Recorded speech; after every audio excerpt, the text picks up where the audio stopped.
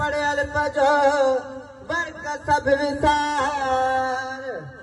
अंदर तू जार पना पढ़ंदे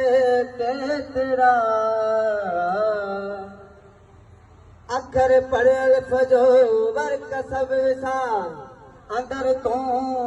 जार पना पढ़ंदे केतरा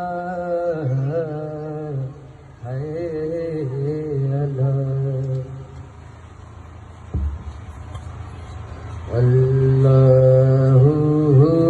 अल्लाहु अल्लाहु अल्लाह तेरी पमदा टाणिए जहदह गाड़ा गुल्लवलो म्या तदह मिलंदासी हो तदह